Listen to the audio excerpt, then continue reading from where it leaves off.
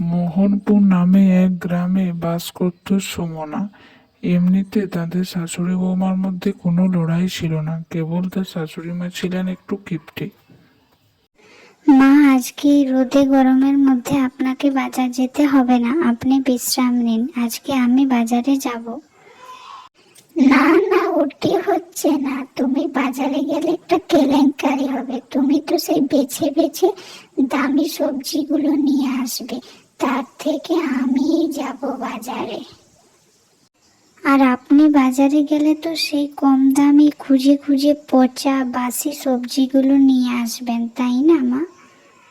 হ্যাঁ, তাও আমি বাজারে যাচ্ছি, ঠিক আছে? এই বলে সুমনার শাশুড়ি বাজারের দিকে রওনা দিল এবং বাজারে পৌঁছালো। বলি, আজকে তোমার বেচা কেনাটা কিরকম হলো গো? এত বেলা হয়ে গেল, নিশ্চয়ই অনেক রোজগার করেছো আজকে।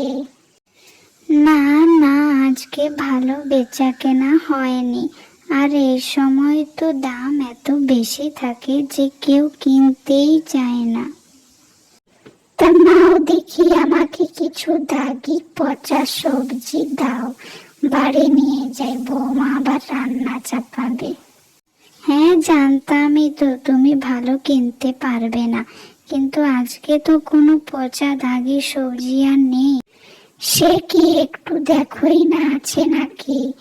না থাকলে তো এই টাটকা সবজি নিতে গেলে আমার তো সব পয়সা শেষ হয়ে যাবে। তা খাওয়ার পেছনে যদি এত খরচা করে ফেলি, তাহলে জমাবোটা কি? কেন, টাটকা সবজি নিয়ে নাও। টাটকা সবজির আজ দাম কম আছে। এত কিপটেমি ভালো নয় কিন্তু। এত বাজে কথা না বলে তুই দেখ না, একটু খোঁজাখুঁজি করে যদি কিছু রয়ে গেছে। হ্যাঁ, তবে আলু আছে, দাগি আলু, অর্ধেকটা পচা। সেগুলো 6 টাকা কিলো। তা তুমি 6 টাকাতে কি নিতে পারবে সেগুলো? যদি নিতে চাও বলো, এখনো 1 কিলোর মতো প্রায় বেঁচে আছে।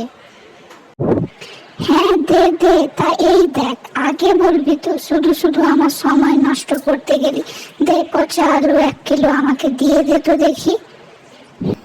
এই বলে সুমনার শাশুড়ি পচা আলু 1 কিলো নিয়ে বাড়ির দিকে হাঁটা দিল। কই গো বৌমা, বলি কোথায় গেলে? এই দেখো, আজকে আলু নিয়ে এসেছি, ভালো করে কিন্তু রান্নাটা করবে। হ্যাঁ মা, আপনি এসে গেছেন? কই, দিন দিন আমাকে ব্যাগটা দিন। আপনি এত রোদে এলেন, একটু বিশ্রাম নিন। হ্যাঁ হ্যাঁ, যাও, ওই রান্না করে দিয়েছি ব্যাগটা, ওখানে দেখো। আর ভালো করে কিন্তু ফ্রিজের মধ্যে সবজিগুলো রেখে দাও, আমি একটু বিশ্রাম নিয়ে নিই, কেমন? অনেকটা রাস্তা এলাম তো। এ তো দেখছি দিন দিন আরো বেশি কিপটে হয়ে যাচ্ছে। সত্যি আর সহ্য করা যাচ্ছে না। এরপর আমাকে কিছু একটা ব্যবস্থা করতেই হবে।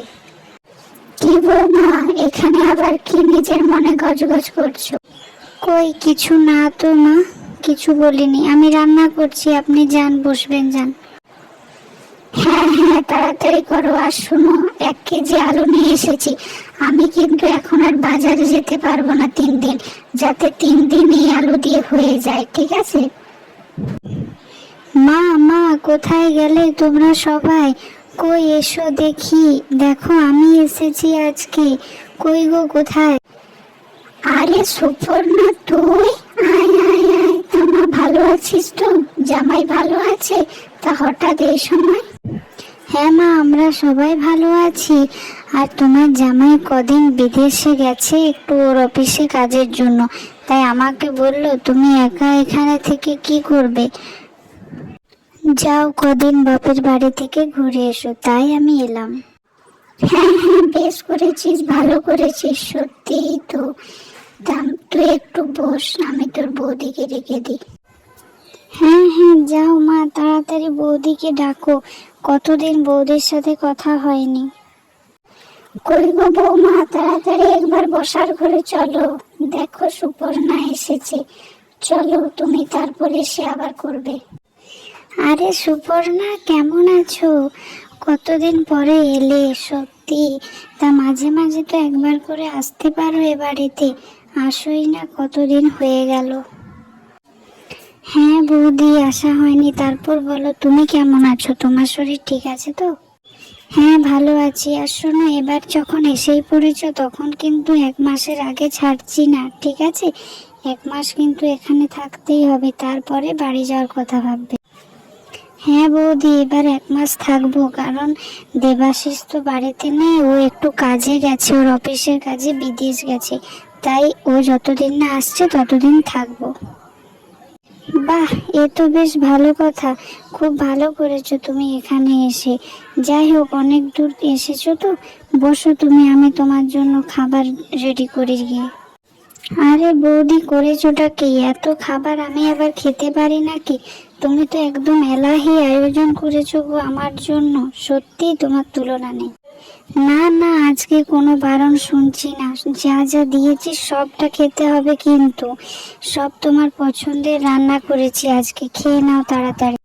আরে বৌমা, তুমি চুপ করো তো। ও যখন বলছে এত খেতে পারবে না, তুমি ওকে অত জোরাজোরি করো না। শোন মা, তুই যতটা খাবি সেই ততটুকুই নে, কেমন? বাকিটা আগে থেকে রেখে দে, তাহলে কালকে ফ্রিজে রেখে দিলে খাওয়া যাবে, তখন খাবার নষ্ট করা তো ঠিক না। সত্যি বৌদি, তোমার হাতে না জাদু আছে।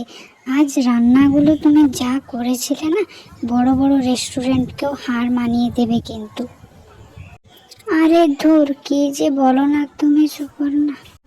তুমি কিন্তু এবার একটু বাড়িয়েই বলছো, ঠিক আছে? আমি অতটাও ভালো রান্না করি না। যাই হোক, এতটা রাস্তা এসেছো, তুমি বিশ্রাম নাও, কেমন? আমি আসছি।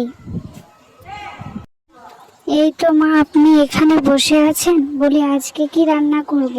সুপর্ণা তো বাড়িতে এসেছে, ওই দিয়ে তো নিশ্চয়ই আর ওকে রোজ রোজ আমি খাওয়াতে পারবো না। তা আপনি আজ বাজারে যাবেন নাকি আমিই যাব? আপনি তো বাজারে গেলে সেই আবার পচা ধোসা দাগি জিনিস নিয়ে আসবেন, তার চাইতে বরং আপনাকে বাজারে যেতে হবে না, আজকে আমিই বাজারে যাব। আর ও যেগুলো খেতে ভালোবাসে সেইগুলো নিয়ে আসবো, কেমন? আপনি রেস্ট নিন। না না, আজকে তোমাকেও বাজারে যেতে হবে না, আর আমিও বাজারে যাব না।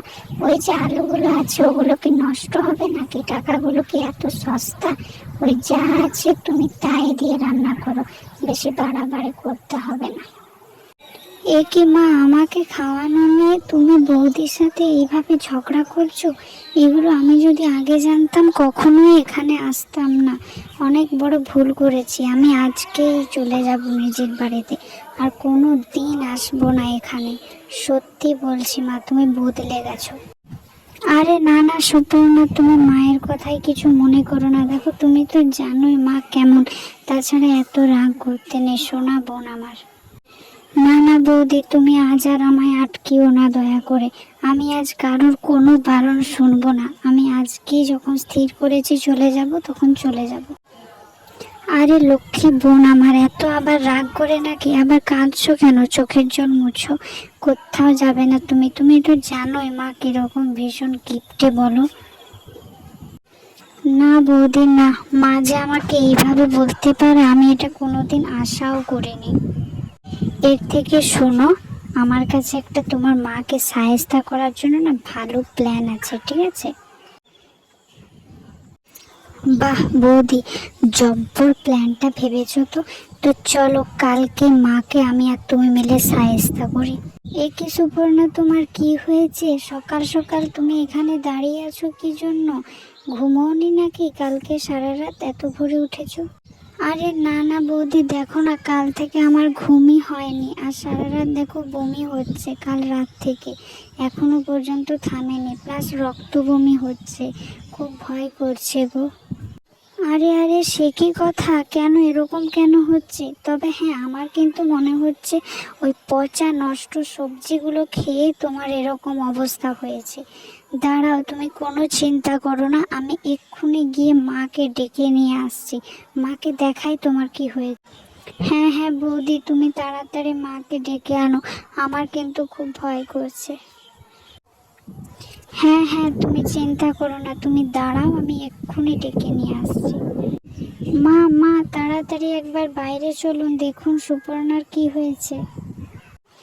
কি হয়েছে সুপর্ণা, তুমি এত চিৎকার কেন করছো? বৌমা কোথায় আছে ও? চলো দেখি, আমাকে নিয়ে চলো। আরে মা সুপর্ণা, কি হয়েছে তোর? বৌমা যে আমায় ডেকে নিয়ে এলো সাত তাড়াতাড়ি, আমি তো বুঝতে পারছি না। এই যে মা, দেখো না, কাল রাত থেকে আমার রক্ত বমি হচ্ছে, এখনো পর্যন্ত থামেনি। কি হবে এরপর? দেখুন মা, ওর এই রক্ত বমির পেছনে না আপনিই দায়ী। আপনি যদি ওই সমস্ত পচা সবজি কিনে এনে না খাওয়াতেন তাহলে এগুলো কিছুই হতো না কিন্তু। তুমি একদম ঠিক বলেছো বৌমা, আমি নিজের ভুল বুঝতে পেরেছি। সত্যি ওই সমস্ত পচা সবজি খাওয়ার ফলে এগুলো। তাই আজ থেকে আমি একদম টাটকা সবজি নিয়ে আসবো, তাই যত টাকাই খরচা হোক না কেন, আগে মানুষের জীবন। এরপর সুমনার শাশুড়ি তার নিজের ভুল বুঝতে পারে এবং তারা একসাথে আনন্দে সবাই বসবাস করতে থাকে।